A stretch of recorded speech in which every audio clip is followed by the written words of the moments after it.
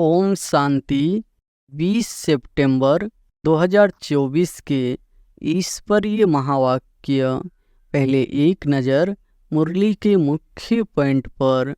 बाबा ने कहा, ज्ञान अथवा नॉलेज कहा जाता है।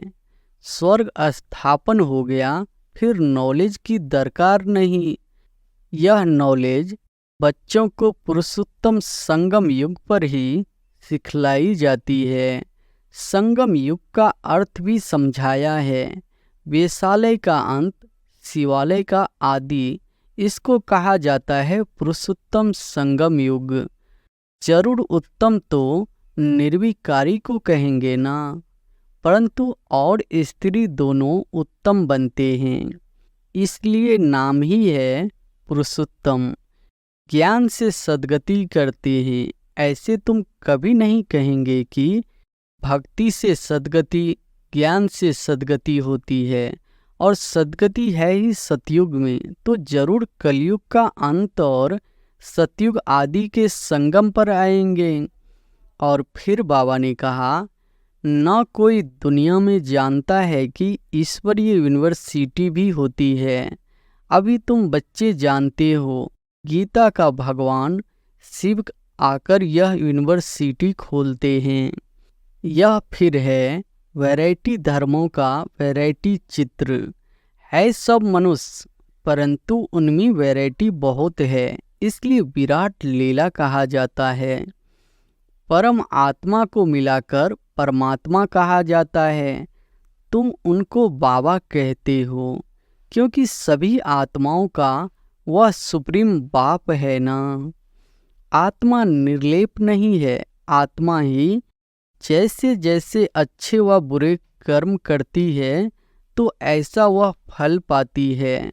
बुरे संस्कारों से पतित बन पड़ती है, तब तो देवताओं के आगे जाकर उनकी महिमा गाते हैं।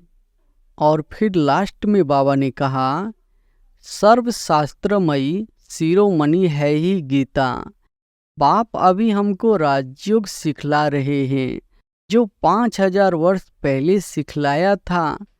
गीता में भी कोई कोई अक्षर अच्छे हैं। मन मना भव अर्थात मुझे याद करो। शिव बाबा कहते हैं, मैं यहाँ आया हूँ, किसके तन में आता हूँ वह भी बताता हूँ। ब्रह्मा द्वारा सब वेदों शास्त्रों का सार तुमको सुनाता हूँ। अपने को आत्मा समझो, देह के सब संबंध छोड़ मुझ एक बाप को याद करो, तो इस योग अग्नि से तुम्हारे पाप भस्म हो जाएंगे। और अब सुनते हैं महावाक्यों को विस्तार से।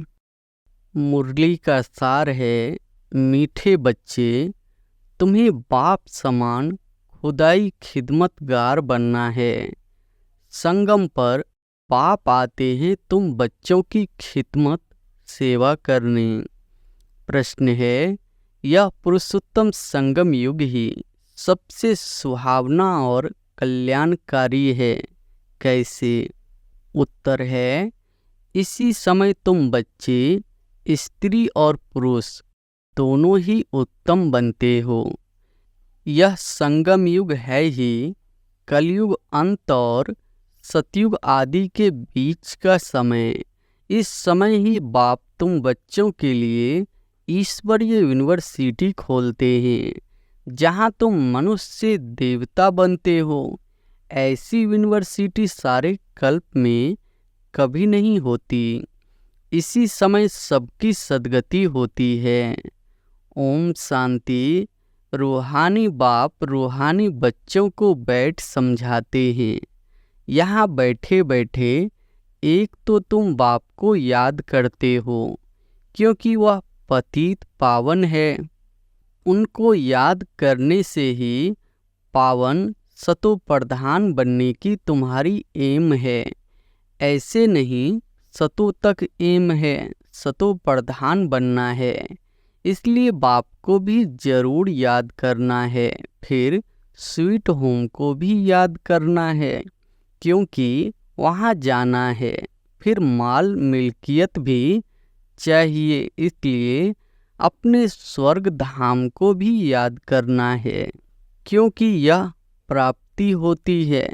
बच्चे जानते हैं हम बाप के बच्चे बने हैं, बरोबर बाप से शिक्षा लेकर हम स्वर्ग में जाएंगे नंबरवार पुरुषार्थ अनुसार।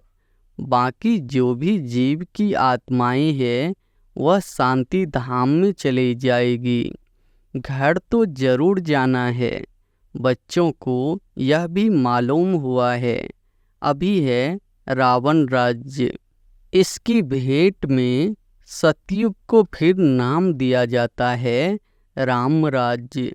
2 कला कम हो जाती है, उनको सूर्यवंशी, उनको चंद्रवंशी कहा जाता है।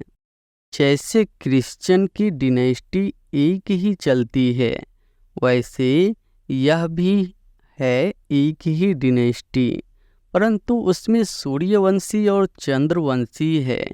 यह बातें कोई भी शास्त्रों में नहीं है, बाप बैठ समझाते हैं, जिसको ही ज्ञान अथाह नॉलेज कहा जाता है। स्वर्ग स्थापन हो गया, फिर नॉलेज की दरकार नहीं। यह नॉलेज बच्चों को पुरुषोत्तम संगम युग पर ही सिखलाई जाती है। तुम्हारे सेंटर्स पर व म्यूजियम में बहुत बड़े बड़े अक्षरों में जरूर लिखा हुआ हो कि बहनों और भाइयों, यह पुरुषोत्तम संगम युग है जो एक ही बार आता है। पुरुषोत्तम संगम युग का अर्थ भी नहीं समझते हैं तो यह भी लिखना है, कलयुग अंत और सतयुग आदि का संगम। तो संगम युग सबसे सुहावना कल्याणकारी हो जाता है। बाप भी कहते हैं मैं पुरुषोत्तम संगम युग पर ही आता हूँ, तो संगम युग का अर्थ भी समझाया है। वेशालय का अंत, शिवालय का आदि, इसको कहा जाता है पुरुषोत्तम संगम युग। यहाँ सब है विकारी, वहाँ सब है निर्विकारी, तो जरूर उत्तम तो निर्विकारी को कहेंगे ना। पुरुष और स्त्री दोनों उत्तम बनते हैं, इसलिए नाम ही है पुरुषोत्तम। इन बातों का बाप और तुम बच्चों के सिवाय किसको पता नहीं कि यह संगम युग है। किसके ख्याल में नहीं आता कि पुरुषोत्तम संगम युग कब होता है। अभी बाप आए हुए हैं, वह है मनुष्य सृष्टि का बीज रूप। उनकी ही इतनी महिमा है। वह ज्ञान का सागर, आनंद का सागर है, पतित पावन है, ज्ञान से सद्गति करते हैं। ऐसे तुम कभी नहीं कहेंगे कि भक्ति से सद्गति, ज्ञान से सद्गति होती है और सद्गति है ही सतयुग में। तो जरूर कलयुग का अंत और सतयुग आदि के संगम पर आएंगे। कितना क्लियर कर बाप समझाते हैं। नए भी आते हैं, हो बहो जैसे कल्प कल्प आए हैं, आते रहते हैं। राजधानी ऐसे ही स्थापन होनी है। तुम बच्चों को मालूम है हम खुदाई खिदमतगार सच्चे सच्चे ठहरे। एक को थोड़े ही पढ़ाएंगे, एक पढ़ते हैं, फिर इन द्वारा तुम पढ़कर औरों को पढ़ाते हो। इसलिए यहाँ यह बड़ी यूनिवर्सिटी खोलनी पड़ती है। सारी दुनिया में और कोई यूनिवर्सिटी है ही नहीं, न कोई दुनिया में जानता है कि ईश्वरीय यूनिवर्सिटी भी होती है।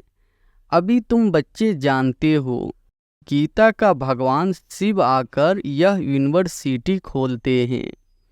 नई दुनिया का मालिक देवी देवता बनाते हैं।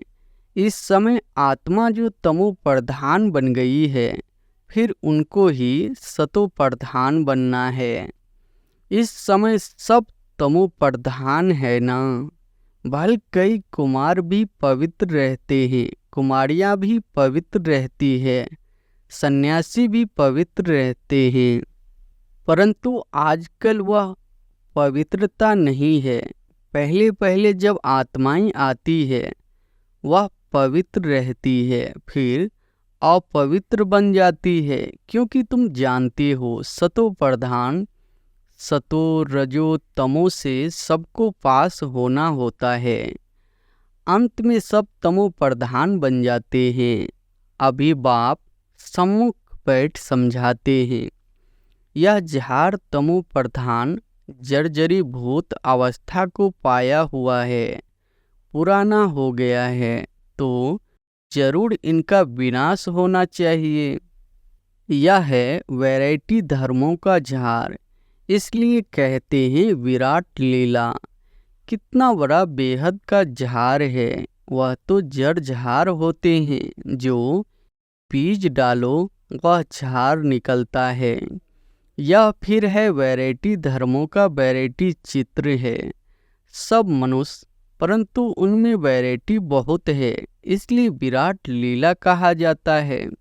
सब धर्म कैसे नंबरवार आते हैं यह भी तुम जानते हो। सबको जाना है, फिर आना है। यह ड्रामा बना हुआ है भी कुदरती ड्रामा। कुदरत यह है जो इतनी छोटी सी आत्मा अथवा परम आत्मा में कितना पार्ट भरा हुआ है। परम आत्मा को मिलाकर परमात्मा कहा जाता है। तुम उनको बाबा कहते हो, क्योंकि सभी आत्माओं का वह सुप्रीम बाप है ना। बच्चे जानते हैं आत्मा ही सारा पार्ट बजाती है। मनुष्य यह नहीं जानते, वह तो कह देते आत्मा निर्लेप है। वास्तव में यह अक्षर रॉन्ग है। यह भी बड़े बड़े अक्षरों में लिख देना चाहिए। आत्मा निर्लेप नहीं है। आत्मा ही जैसे जैसे अच्छे व बुरे कर्म करती है तो ऐसा वह फल पाती है। बुरे संस्कारों से पतित बन पड़ती है, तब तो देवताओं के आगे जाकर उनकी महिमा गाते हैं। अभी तुमको 84 जन्मों का पता पड़ गया है और कोई भी मनुष्य नहीं जानता। तुम उनको 84 जन्म सिद्ध कर बतलाते हो तो कहते हैं क्या यह शास्त्र सब झूठे हैं? क्योंकि सुना है मनुष्य 84 लाख योनियां लेते हैं। अभी बाप बैठ समझाते हैं। वास्तव में सर्वशास्त्रमयी शिरोमणि है ही गीता। बाप अभी हमको राजयोग सिखला रहे हैं, जो 5000 वर्ष पहले सिखलाया था। तुम जानते हो हम पवित्र थे। पवित्र गृहस्थ धर्म था। अभी इनको धर्म नहीं कहेंगे। अधर्मी बन पड़े हैं, अर्थात भिखारी बन गए हैं। इस खेल को तुम बच्चे समझ गए हो। यह बेहद का ड्रामा है जो हर 5000 वर्ष बाद रिपीट होता रहता है। लाखों वर्ष की बात तो कोई समझ भी न सके। यह तो जैसे कल की बात है। तुम शिवालय में थे, आज वेश्यालय में हो, फिर कल शिवालय में होंगे। सतयुग को कहा जाता है शिवालय, त्रेता को सेमी कहा जाता है। इतनी वर्ष कहाँ रहेंगे? पुनर्जन्म में तो आना ही है। इनको कहा जाता है रावण राज्य। तुम आधा कल्प पतित बने। अब पाप कहते हैं गृहस्थ व्यवहार में रहते कमल फूल समान पवित्र बनो। कुमार और कुमारियां तो है ही पवित्र, उन्हों को फिर समझाया जाता है। ऐसे गृहस्थ में फिर जाना नहीं है जो फिर पवित्र होने का पुरुषार्थ करना पड़े। भगवान वाच्य है कि पावन बनो, तो बेहद के बाप का मानना पड़े ना। तुम गृहस्थ व्यवहार में रहते कमल फूल समान रह सकते हो, फिर बच्चों को पतित बनने की आदत क्यों डालते हो? जबकि बाप 21 जन्मों के लिए पतित होने से बचाते हैं। इसमें लोक लाज कुल की मर्यादा भी छोड़नी पड़े, यह है बेहद की बात। बैचलर्स कुमार तो सब धर्मों में बहुत रहते हैं, परंतु सेफ्टी से रहना जरा मुश्किल होता है। फिर भी रावण राज्य में रहते हैं ना। विलायत में भी ऐसे बहुत मनुष्य शादी नहीं करते हैं, फिर पिछाड़ी में कर लेते हैं कंपेनियनशिप के लिए। क्रिमिनल ऐसे नहीं करते हैं, ऐसे भी दुनिया में बहुत होते हैं। पूरी संभाल करते हैं, फिर जब मरते हैं तो कुछ उनको देकर जाते हैं, कुछ धर्माओं लगा देते हैं, ट्रस्ट बनाकर जाते हैं। विलायत में भी बड़े बड़े ट्रस्ट होते हैं जो फिर यहाँ भी मदद करते हैं। यहाँ ऐसा ट्रस्ट नहीं होगा जो विलायत को भी मदद करे। यहाँ तो गरीब लोग हैं, क्या मदद करेंगे? वहाँ तो उन्हों के पास पैसे बहुत है। भारत तो गरीब है ना। भारतवासियों की क्या हालत है। भारत कितना सिरताज था। कल की बात है, खुद भी कहते हैं 3000 वर्ष पहले पैराडाइज था। बाप ही बनाते हैं, तुम जानते हो बाप कैसे ऊपर से नीचे आते हैं पतितों को पावन बनाने। वह है ही ज्ञान का सागर, पतित पावन, सर्व का सद्गति दाता, अर्थात सबको पावन बनाने वाला। तुम बच्चे जानते हो मेरी महिमा तो सब गाते हैं।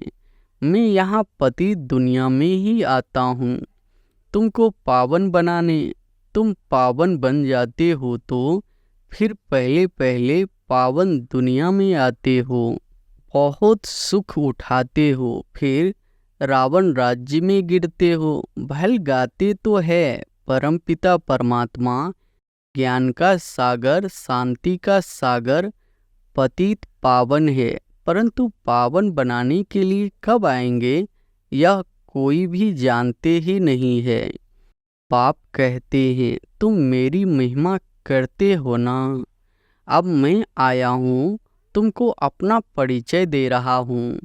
मैं हर 5000 वर्ष के बाद इस पुरुषोत्तम संगम युग पर आता हूँ। कैसे आता हूँ वह भी समझाता हूँ, चित्र भी है। ब्रह्मा कोई सूक्ष्म बतन में नहीं होता है। ब्रह्मा यहाँ है और ब्राह्मण भी यहाँ है, जिसको ग्रेट ग्रेट ग्रैंड फादर कहा जाता है, जिसका फिर सीजरा बनता है। मनुष्य सृष्टि का सीजरा तो प्रजापिता ब्रह्मा से ही चलेगा ना। प्रजापिता है तो जरूर उनकी प्रजा होगी, कुख वंशावली तो हो न सके, जरूर एडॉप्टेड होंगे। ग्रेट ग्रेट ग्रैंड फादर है तो जरूर एडॉप्ट किया होगा। तुम सब एडॉप्टेड बच्चे हो। अभी तुम ब्राह्मण बने हो, फिर तुमको देवता बनना है। शूद्र से ब्राह्मण, फिर ब्राह्मण से देवता, यह बाजोली का खेल है। विराट रूप का भी चित्र है ना। वहाँ से सबको यहाँ आना है जरूर। जब सब आ जाते हैं फिर क्रिएटर भी आते हैं। वह क्रिएटर डायरेक्टर है, एक्ट भी करते हैं। बाप कहते हैं हे आत्माएं तुम मुझे जानते हो, तुम आत्माएं मेरे सब बच्चे हो ना। तुमने पहले सतयुग में शरीरधारी बन कितना अच्छा सुख का पाठ बजाया, फिर 84 जन्म बाद तुम कितना दुख में आ गए हो। ड्रामा की क्रिएटर डायरेक्टर प्रोड्यूसर होते हैं ना। यह है बेहद का ड्रामा। बेहद ड्रामा को कोई भी जानते नहीं है। भक्ति मार्ग में ऐसी ऐसी बातें बताते हैं जो मनुष्य की बुद्धि में वही बैठ गई है।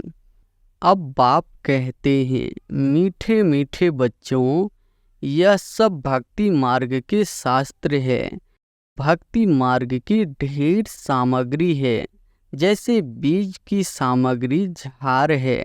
इतने छोटे बीज से झाड़ कितना अथाह फैल जाता है। भक्ति का भी इतना विस्तार है। ज्ञान तो बीज है, उसमें कोई भी सामग्री की दरकार नहीं रहती है।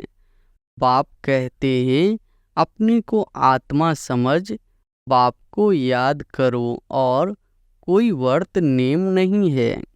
यह सब बंद हो जाता है, तुमको सद्गति मिल जाएगी, फिर कोई बात की दरकार नहीं।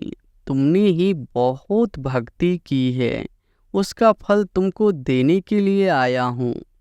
देवताएं शिवालय में थे ना, तब तो मंदिर में जाकर उन्हों की महिमा गाते हैं।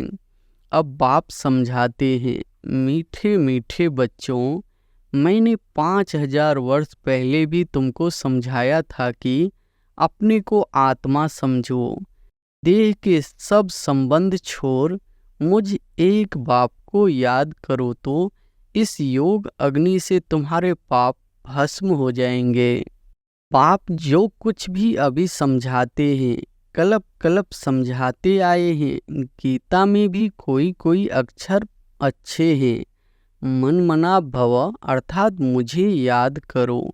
शिव बाबा कहते हैं मैं यहाँ आया हूँ, किसके तन में आया हूँ वह भी बताता हूँ। ब्रह्मा द्वारा सब वेदों शास्त्रों का सार तुमको सुनाता हूँ। चित्र भी दिखाते हैं परंतु अर्थ नहीं समझते। अभी तुम समझते हो शिव बाबा कैसे ब्रह्मा तन द्वारा सब शास्त्रों आदि का सार सुनाते हैं।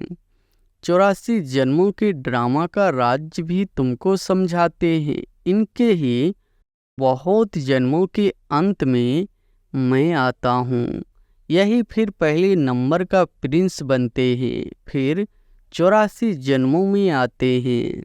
अच्छा मीठे मीठे सिके लधे बच्चों प्रति मात पिता बाप दादा का याद प्यार और गुड मॉर्निंग। रूहानी बाप की रूहानी बच्चों को नमस्ते।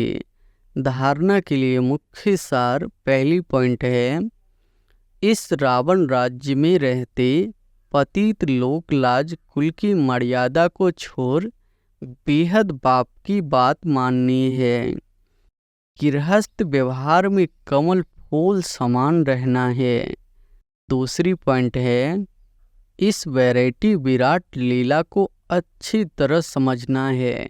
इसमें पाठ बजाने वाली आत्मा निर्लेप नहीं, अच्छे बुरे कर्म करती और उसका फल पाती है। इस राज को समझकर श्रेष्ठ कर्म करने हैं। वरदान है, बाप के संस्कारों को अपने ओरिजिनल संस्कार बनाने वाले शुभ भावना शुभ कामना धारी भव। बाप के संस्कारों को अपने ओरिजिनल संस्कार बनाने वाले शुभ भावना शुभ कामना धारी भव।